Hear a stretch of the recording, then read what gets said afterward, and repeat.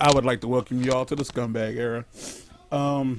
That basically is just me saying that I'm gonna do what I want to do, play the games I want to play, which is what I've been doing this entire time. But I've always tried to make things enjoyable to an audience that doesn't exist, and I'm kind of done doing that. I like making these videos. I like editing these videos. I'm just gonna do this for me. So effectively, I'm not like worried about what YouTube considers like advertiser friendly because I'm not getting ads anyway, and I'll probably never be able to.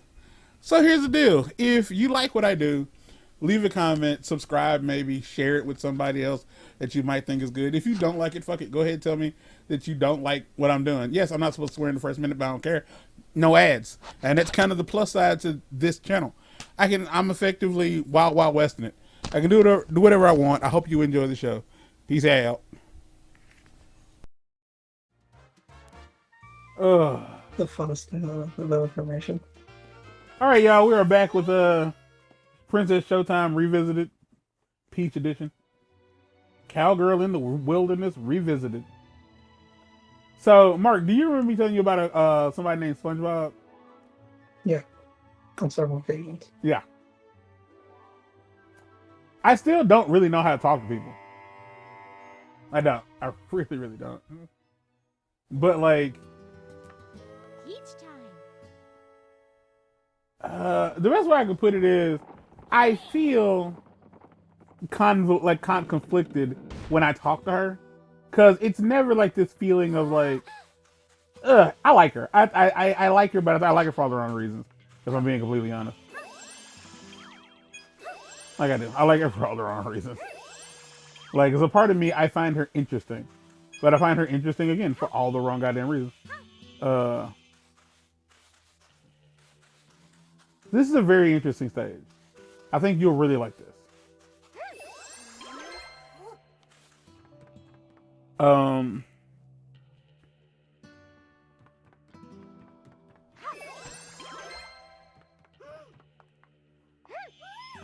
Well, this is no good.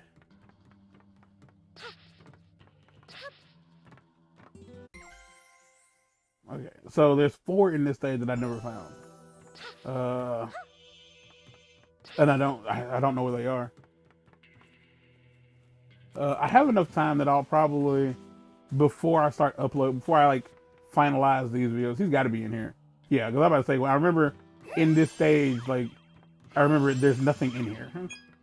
And I was thinking, like, homeboy got to be in here hiding. Like, it's one of the best places to put him.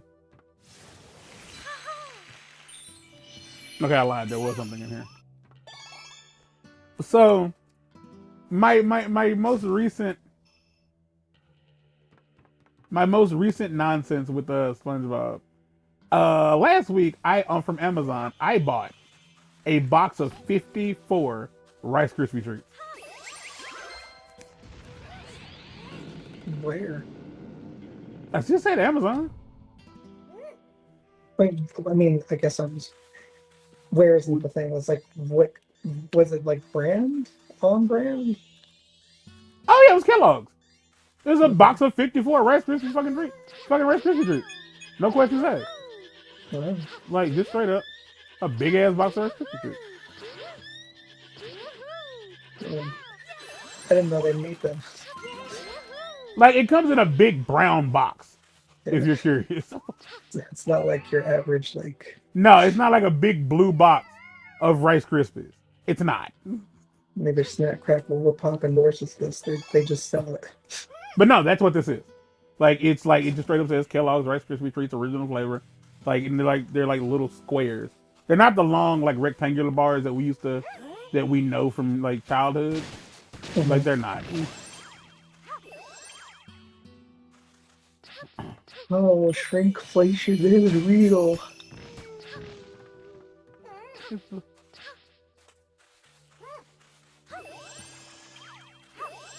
So I bought those. I bought like another box of variety, of the variety kind. So it's like 6, I think it's like 6 regular Rice Krispies, 3 rainbow Rice Krispies, and 3 chocolate Rice Krispies, which I didn't know was a fucking thing.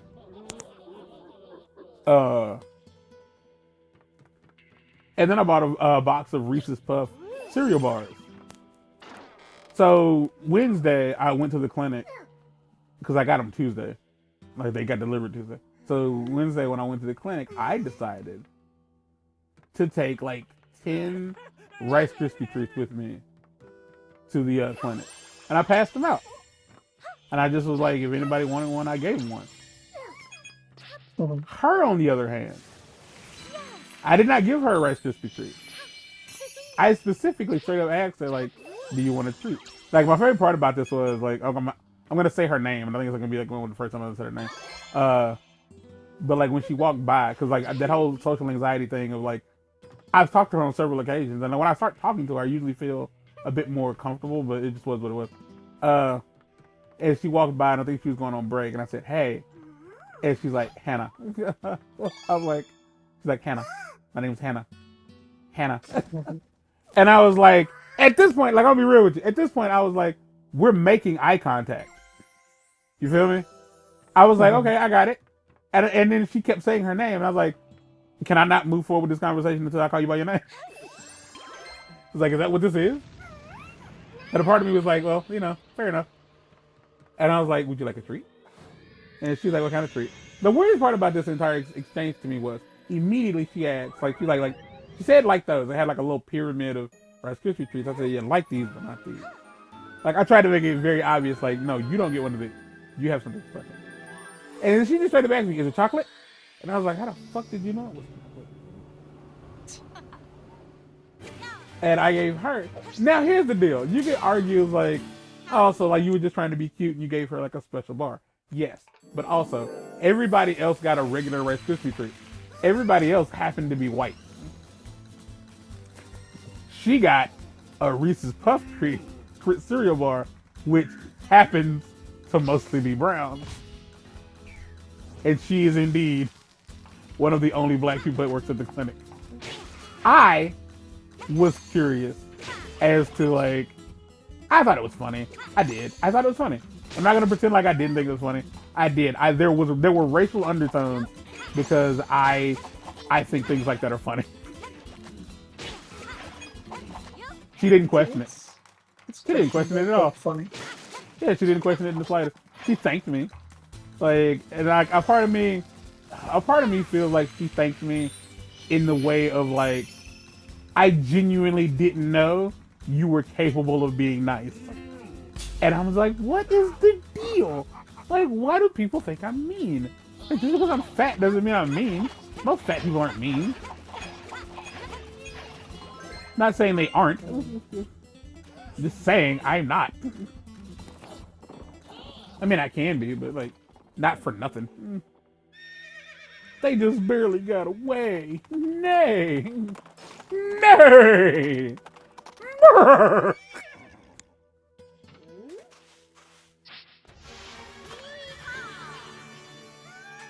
Oh, but yeah, she's incredible. She's fun to pick on. And I say that, I think, mostly because she doesn't hesitate to yell at me and snatch things out of my hand.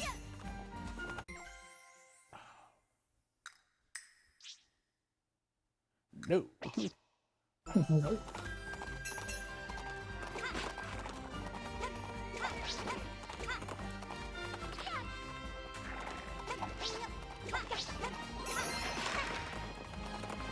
Oh my god. It's really wild to me, like, how different these levels are. Okay, so I've already fucked up. like, yeah. Mostly because I forgot what the fucking buttons were. And, like, how often that happens is ridiculous.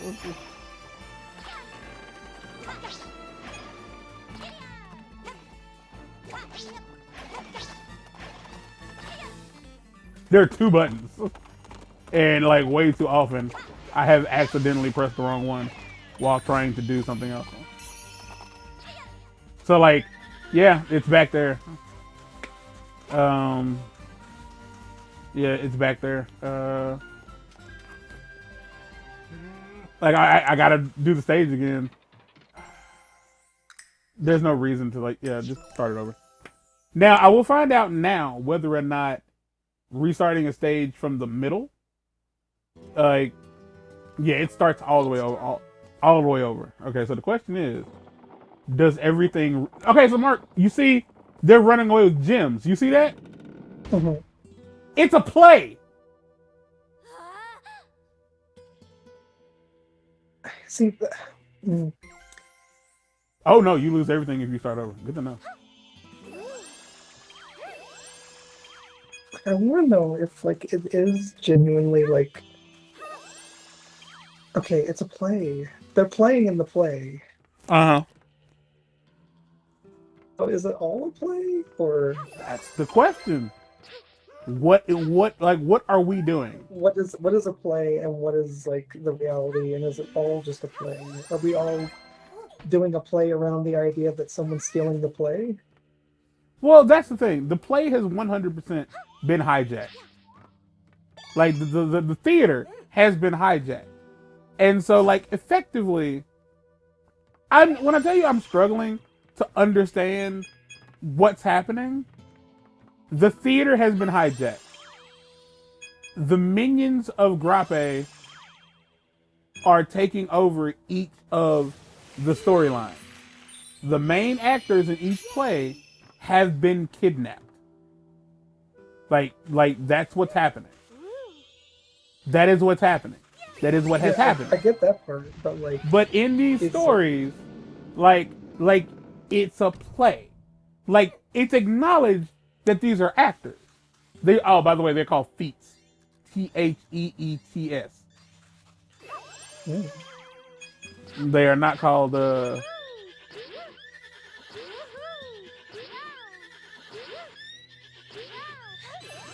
fuck. That one's hard to get.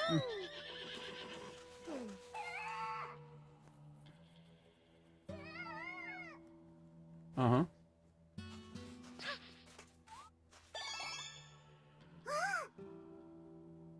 So that's the second one. Alright.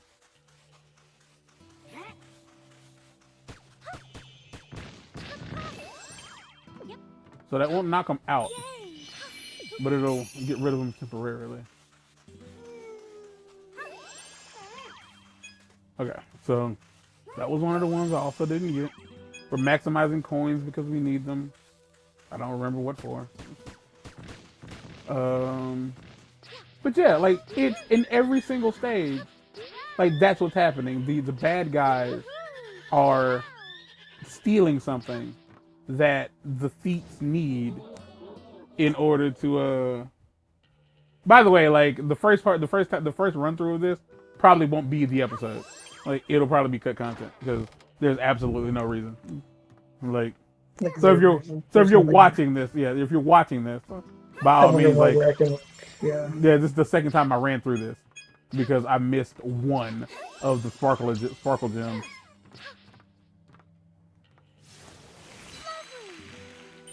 Now, mind you, you only had to light up 2 of those to move forward. But if you pay attention, there's a third one right here, and that lets you see this guy. And this is the guy who has the stuff. So you go talk to him, you get your ribbon. That was a dress, specifically. And the last guy is right over here. Last hide and seeker. It's insane that, like, the game just isn't hard, period. It's just not difficult. It's not meant to be, like, all that challenging. Like, I don't think it is. But there are parts of it that, as an experienced gamer, that I have found, like, so infuriatingly difficult that, like, it made me kind of upset. But I think that's only because it was such a strong juxtaposition to the rest of the game, like the rest of the experience. Because the rest of the experience makes it feel like, well, there's no real reason for me to feel this way, to do any of this. I enjoyed the horns. They made me think of Cowboys movie and stuff. Oh, speaking of... I was gonna say, like, they're releasing fucking toys from... Street Shark. Yeah, Street Sharks. Yeah, I was that was the thing I was about to tell you. It was like Super 7 is like remaking Street Sharks action figures, and I tell you, I'm gonna tell you to look into them because there's somebody who has. Yeah, they look good. They Like, look real good. as somebody who has several, and I think they aren't going to be like the old figures. Like they're gonna have more articulation than the older ones did. Because if I'm not mistaken, the older ones just kind of like move their arms and like twist it at the waist.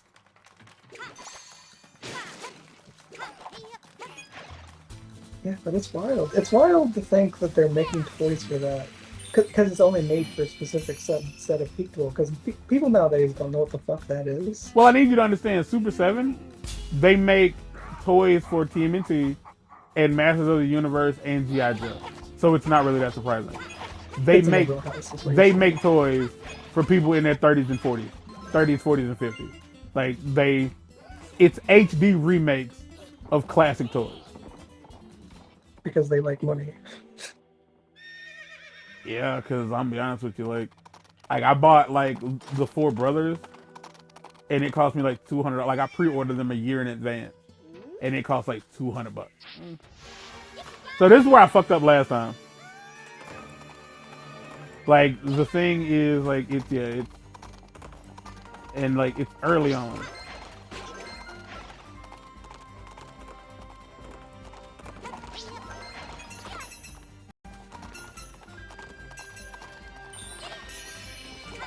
There, I got it.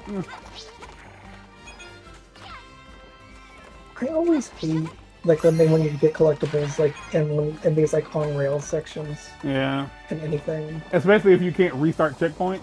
There's no checkpoint, by the way. There isn't. If you fail, you fail. Like in killing yourself, there's no like checkpoint. What were you playing that had that issue? We were playing something and we kept missing something and had to restart, but I don't remember what it was. It could have been anything, like honestly. I think it was Mario. 3D World? Yeah. Possibly. I think we're having the right the Plesiosaurus. Oh yeah, that's definitely like a possibility. All right, so with that being said, like we have everything. Like everything has been collected. Like we just have to beat the boss and finish the stage. Who would have thought you'd chase me so far? Well, fine then. Down to settle this once and for all. I hit the wrong button. I didn't hit the wrong button.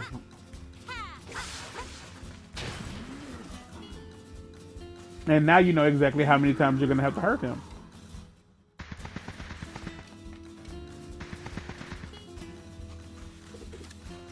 So you can't. Got him.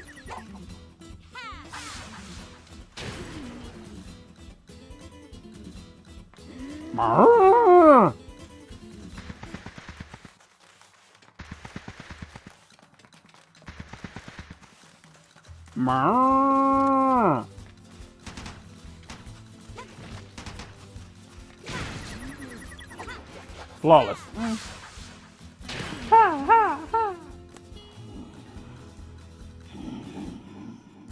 And those don't even look like fake gems. Like they're red, white, and blue, which is kind of funny. Huh?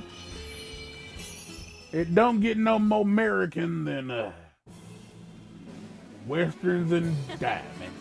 Well, shucks. Although most diamonds aren't mined in America.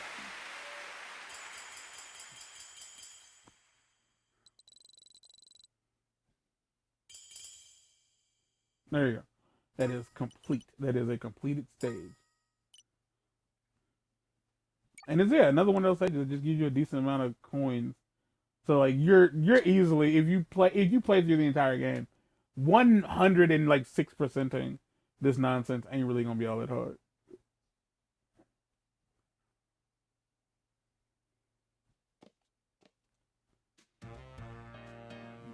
I don't also suppose it should be all that weird that they added like a bunch of things after you beat the game. Because that's kind of like par for the course at this point. It's a Mario thing at this point. Like once you beat the game, go do something. Like do something else.